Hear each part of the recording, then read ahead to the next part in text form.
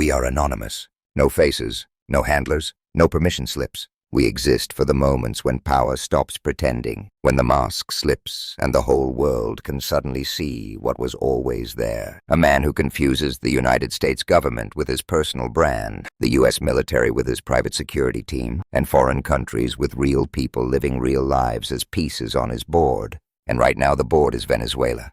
You have probably heard the headline by now. Trump went in, captured Nicolas Maduro, and dragged him back into the United States like a trophy. And if you are asking yourself how we even got to a place where an American president is talking about grabbing leaders and running another country, you are not alone.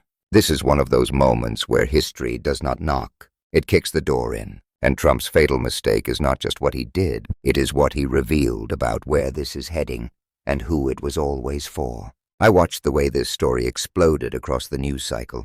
And I watched a conversation that cut through the noise. Brian Tyler Cohen sitting down with Ben Rhodes, Obama's former deputy national security advisor and the CO host of Pod Save the World.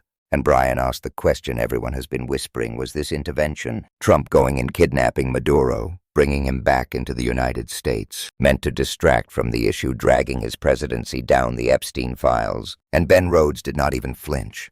He said no, not a distraction, something worse. Because if you have been paying attention, Trump has been foreshadowing this kind of operation from the start. Right after the election, he was talking about taking back the Panama Canal and taking Greenland. The administration's national security strategy basically treats Latin America like a U.S. sphere of influence, a place where America gets to pick and choose leaders like it is ordering off a menu. He intervened in Argentina with a $20 billion lifeline for Javier Milei because he likes him. He has buddied up to Nayib Bukele in El Salvador, even sending people down to what critics describe as a gulag-style prison system.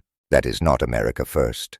That is empire cosplay. And then Ben said the part that should make your blood run cold: Venezuela did not happen overnight.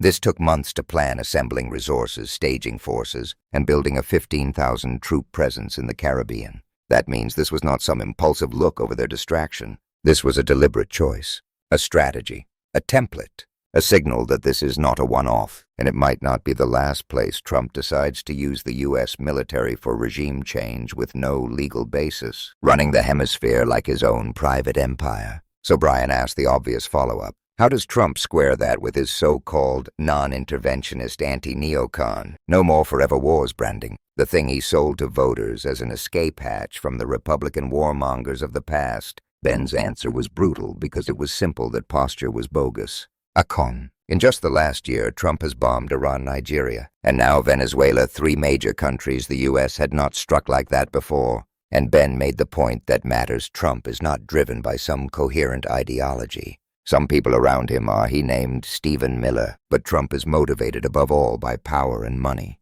And both of those collide in Venezuela.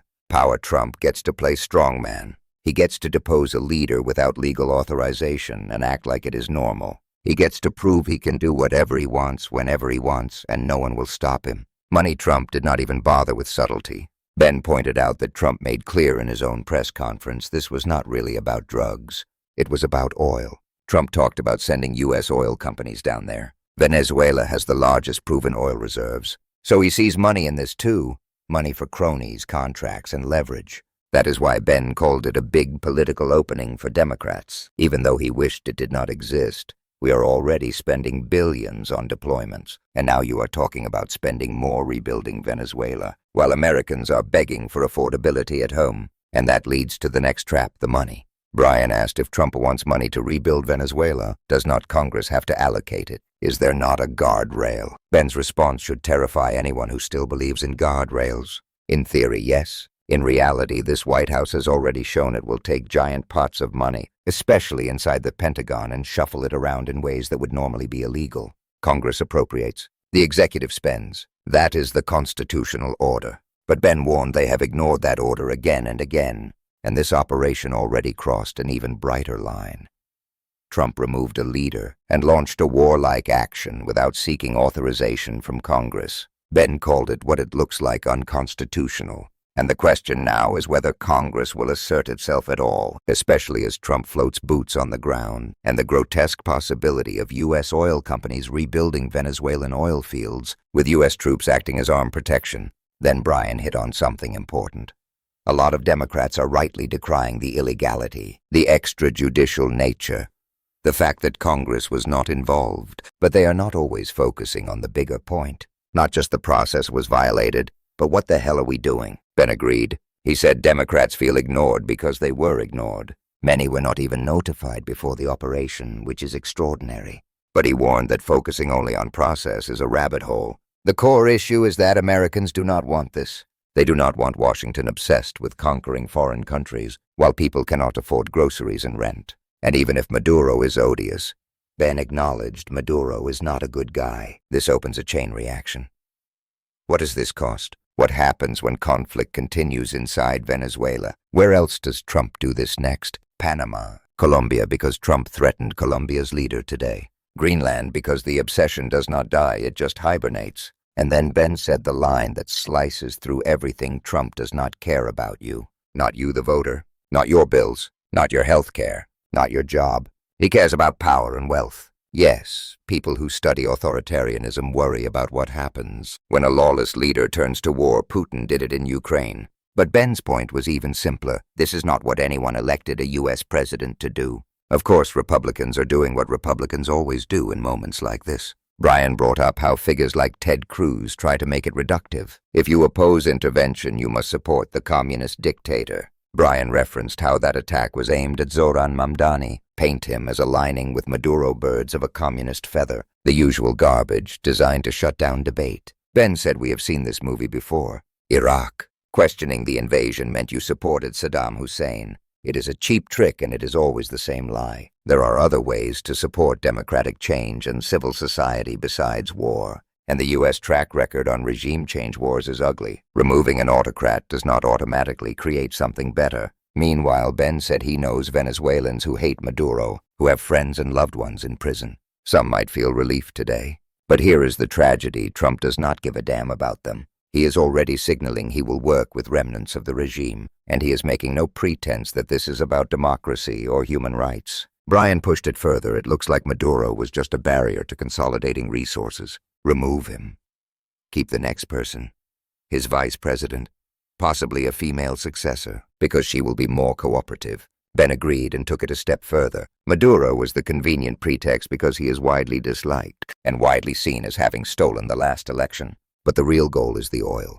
And Ben was not guessing. He was pointing to Trump's own words. We need the oil back. It is our oil. They stole it. And then Trump basically said we will deal with the vice president. And if she does not deal the way he likes, they will come after her too. That is not policy. That is a protection racket. Early 1900s imperial logic dressed up in a red hat. And that is where Trump's fatal mistake detonates. Because once you normalize this, once you show the world the rules do not matter, you do not just damage Venezuela. You poison the entire global order. Ben said it plainly.